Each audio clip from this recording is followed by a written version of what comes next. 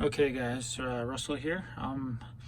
My sub harness just came in, and it came in after I've already installed the switch plate and the windshield wiper kit, but nothing will work until we install this sub harness.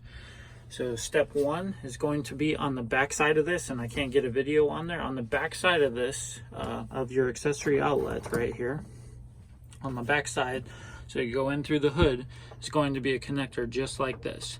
So you're going to unplug the harness, the original power supply to the outlet, unplug that, and plug in this part of the sub harness to it.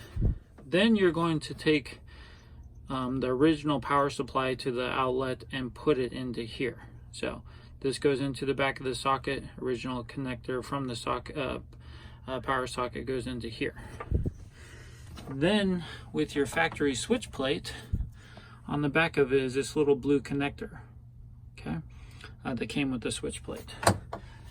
That blue connector is going to go in here. So keep in mind the sub harness came with this plug on it from the factory. So you'll just remove this plug, and then you'll pop in that blue switch plate harness into this outlet. Okay, so the directions are calling that this gets wrapped up and taped up, and the end of the sub harness also gets wrapped and taped up and zip tied to the frame underneath. So here's a quick rundown on how to get your sub harness installed for your Honda Talon.